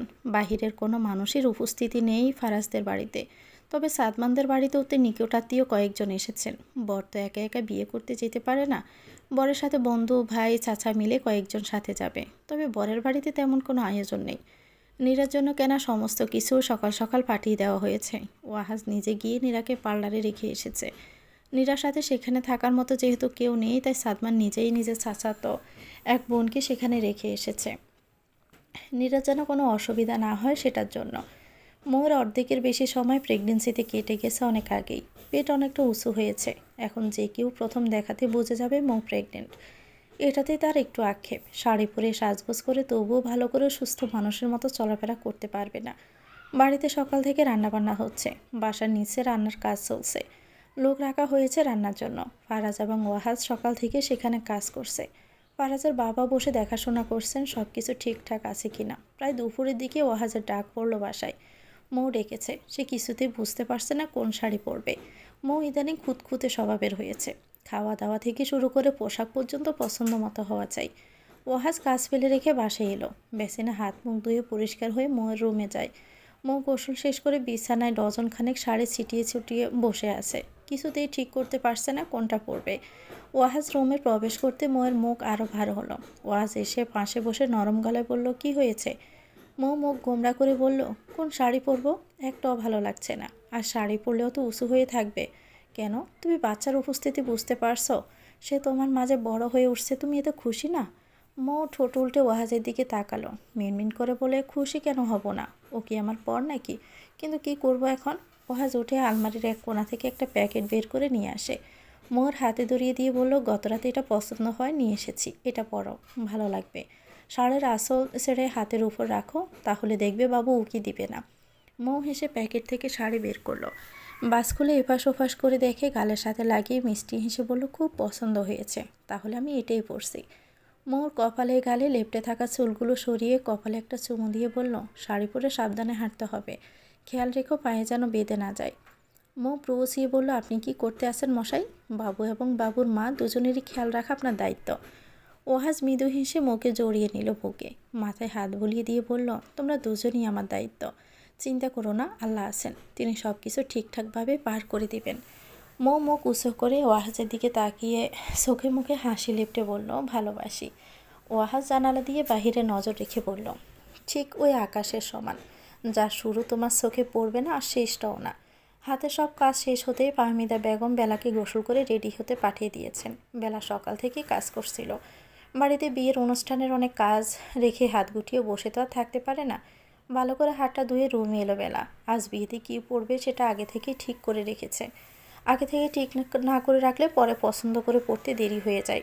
বেলা আপাতত তাড়াতাড়ি করে গোসলটা সেরে নেয়। আয়নায় নিজেকে ভালোভাবে দেখতে খেয়াল করলো, বাম গালে ঠিক মাঝ বরাবর একটা ব্রণ দেখা যাচ্ছে। মাথা লাল হয়ে আছে। অস্পষ্ট বরণ স্পষ্টভাবে দেখার জন্য সামনের দিকে বেঁকে ভালোভাবে দেখার চেষ্টা করলো। বেশ বড় সড় ব্রণটা। আফসোসের স্বরে বলল, ইস, আর যে কোনো অনুষ্ঠানের আগে তোদের উকিঝুঁকি না দিলে চলে না, তাই না রে? হঠাৎই রুমের দরজা আটকানোর শব্দ হতে চমকে পিছনে তাকালো বেলা। ফারাজ রুমে ঢুকিয়ে চিটকিনে আটকে দিয়েছে। বেলা ওভাবে দাঁড়িয়ে তোয়ালে দিয়ে চুল মুছে বলল, দিন দুপুরে বিয়ে বাড়িতে দরজা আটকানোর কি হলো মশাই? ফারাজ ধীরবাইয়ে হেঁটে সোজা বেলার সামনে দাঁড়ালো। মৃদু হেসে বলল, অনেকক্ষণ বউকে কাছে পাচ্ছি না, এখন যেহেতু পেলাম, মাঝে যেন কেউ ঢুকে না পড়ে, তাই ব্যারিকেড দিয়ে এলাম। অলরেডি আমাদের মাঝে কেউ চলে এসেছে বিনা আমন্ত্রণে। ফারাজ বেলার কোমর ধরে টেনে নিজের সাথে মিলিয়ে নিয়ে চোখের দিকে তাকিয়ে বলে উঠল, দেখো কেউ নেই এখানে, তুমি আমি ছাড়া আর একটা প্রাণও নেই, আপাতত আসবেও না। বেলা ঠোঁট উল্টে গালের ব্রণের দিকে আঙ্গুল দিয়ে ইশারায় দেখিয়ে বলল, এই যে দেখুন না সাহেব, সে চলে এসেছে। ফারাজ মৃদু গলায় বলল, ব্রণসহ তোমায় দেখতে খারাপ লাগছে না, বললেই হলো নাকি? ব্রণসহ ভালো লাগলে কি আর আফসোস করতাম? ফারাজ আলতো করে ব্রণের জায়গায় ঠোঁট ছুঁয়ে দিল। ফারাজের এমন কাণ্ডে বেলা কিছু বলবে তার আগে ফারাজ বলে ওঠে, ওখানে আমার স্পর্শ আছে, এখনও তোমার চোখে খারাপ লাগবে? বেলা ডানে বামে মাথা নাড়িয়ে বলল, না, এখন ছাড়ুন, রেডি হতে হবে। এখন বিয়ের জন্য রেডি হও, আর রাতে বাসরের জন্য। বাসরের জন্য যাদের রেডি হতে হবে তারা আগে থেকেই হয়ে আসে, ছাড়ো। সাদমান নতুন বিয়ে করবে বলে শুধু সেই বাসর করবে নাকি? পুরনোদের অধিকার নেই? লাজ লজ্জা দান করে বসে আছো? না, বিসর্জন। অসভ্য। রাতে তবে দুইটা বাসা হচ্ছে। বেলা নিজেকে ছাড়িয়ে নিয়ে ফারাজকে ওয়াশরুমের দিকে ঠেলে দিয়ে বলল, আপাতত গোসলটা শেষ করুন, পরেরটা পরে দেখা যাবে। ফারাজ ঘুরে এগিয়ে এসে বলল, একটা চুমু অন্তত দিতে দাও। বেলা মাথা জোগাতেই ফারাজ বলল, ঠোঁটে? ভেজা ঠোঁটে। বেলা হুঙ্কার দিয়ে বলে উঠল, গেলেন আপনি? ফারাজ যেতে যেতেই হাত বাড়িয়ে বলল, ভালোবাসি। বেলা সেখানেই দাঁড়িয়ে মৃদু হেসে স্বস্তির নিঃশ্বাস ফেলল। এই মানুষটা এমন পাগলামি না করলেই বরং খারাপ লাগে তার। বরযাত্রী এসে বসেছে অনেকক্ষণ আগে। খাওয়া দাওয়া শেষ করে এখন কাজী সাহেবকে নিয়ে বসেছে সবাই। নীরা লাল খয়েরি বেনারসি পরে বসে আছে সাদমানের পাশে। চারদিকের মানুষজন বিয়ের আসরে আসা শুরু করেছে। গুরুজনেরা বিয়ের দায়িত্বে রয়েছেন। কাজী সাহেব বিয়ের কাগজপত্রের সব কাজ শেষ করে শরীয়ত মোতাবেক বিয়ের কাজও সম্পন্ন করলেন। বরবউকে পাশাপাশি বসিয়ে রেখে বড়রা জায়গা পরিবর্তন করলেন। কেউ কেউ তো বাড়ি দূরে বলে আগে আগে রওনা দিয়ে দিয়েছে। জায়গা অনেকটাই পাকা হতে সাদমান নীরার দিকে চাইল। নীরা মাথা নিচু করে বসে আছে। সাদমান সবার চোখ এড়িয়ে নীরার দিকে একটু ঘেঁষে বসল। বাহুর সাথে সাদমানের স্পর্শ পেতে তার দিকে তাকালো নীরা। সাদমান নীরার দিকে স্থির তাকিয়েই বলল, অসম্ভব রকমের সুন্দর লাগছে তোমাকে। যেখানে চোখ ফেরানো দেয় সেখানে আমি তোমাকে ভালো মতো দেখারই সুযোগ পাচ্ছি না। নীরা লজ্জায় লাল হলো, মাথা নিচু করে নিল তাড়াতাড়ি। সাদমান অন্যদিকে তাকিয়ে বিড়বিড় করে বলে উঠল, শোনো। আমি তোমাকে ভালোবাসি। নীরা উত্তর দিল না। এই সময়ে সাদমানও উত্তরের অপেক্ষায় নেই। মনের কথা বলতে পারাটাই যেন মোক্ষ ছিল। পেছন দিক থেকে কেউ হঠাৎ বলে উঠল, ভালোবাসার কথা, বউয়ের রূপের প্রশংসা ইত্যাদি ইত্যাদির জন্য বাসর ঘরের ব্যবস্থা করা হয়েছে। আপনারা দুজনেই এখন একটু ছবি তোলার জন্য প্রস্তুত হলে আমরা সাধারণ মানুষেরা ধন্য হতাম। আমার বউটা ফ্যামিলি ফটো ওঠানোর জন্য বহু কষ্টে অপেক্ষারত। দয়া করলে ভালো হতো। সাদমান পিছনে তাকাতেই দেখলো ওয়াহাজ দুহাত বুকে গুজে দাঁড়িয়ে আছে। নীরা ওয়াহাজকে দেখে তার কথা শুনে লজ্জা পেল। মনে মনে সাদমানকে হাজারখানেক কথাও শুনিয়ে ফেলল। সাদমান শুধু বলল, ইত্যাদি ইত্যাদি জিনিসটা কী ভাই?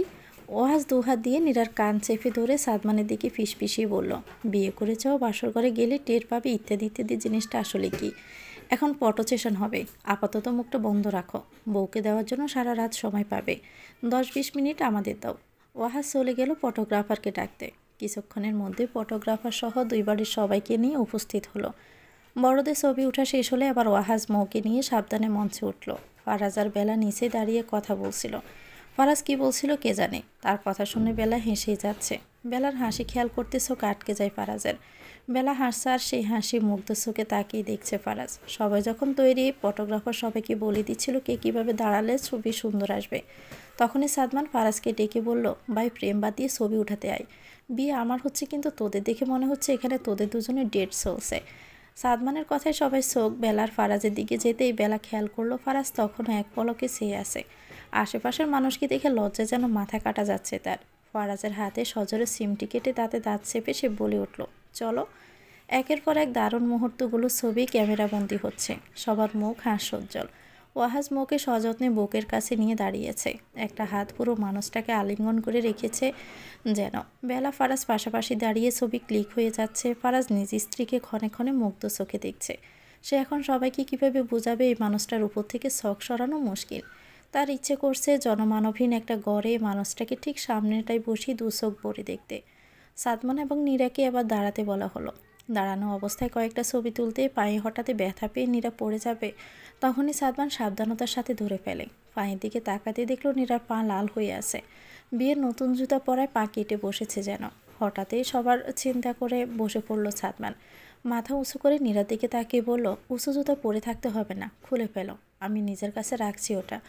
নীরা লজ্জায় প্রথমে খুলতে না চাইলেও শেষমেশ স্বভাব জোরাজোরিতে খুলতে হলো। সাদমান নীরার জুতো পাশে রেখে ফটোগ্রাফারের কথা অনুযায়ী ছবি ওঠায় মন দিল। নীরা সাদমানের ব্যবহারে প্রথমে লজ্জা পেলেও এখন অনেক ভালো লাগছে তার। পুরুষ যখন ব্যক্তিগত নারীকে এমন যত্নে রাখে, সে নারীর আলাদা করে দামি কিছুর প্রয়োজন হয় না। সাদমানের দিকে তাকাতে দেখলো সাদমান আগে থেকে তার দিকে তাকিয়ে আছে। নীরা চোখ নামিয়ে নিবে তখনই সাদমান অল্প আওয়াজে বলে উঠল, চোখে চোখ রাখতে দাও, নামিয়ে নিও না।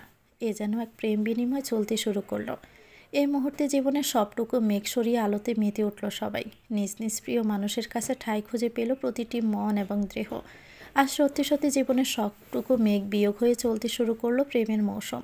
এই মৌসুম দীর্ঘ হোক, ভালোবাসার আয়ুকাল শেষ নিঃশ্বাস অবধি থেকে যাক, প্রতিটি প্রাণ প্রিয় মানুষের সংস্পর্শে বসত করুক। তো ভিউয়ার্স, গল্পটির নাম মেঘবিয়োগের মৌসুম, এটা সিজন 2 এর শেষ পর্ব। গল্পটি কেমন লেগেছে কমেন্ট করে জানাবেন।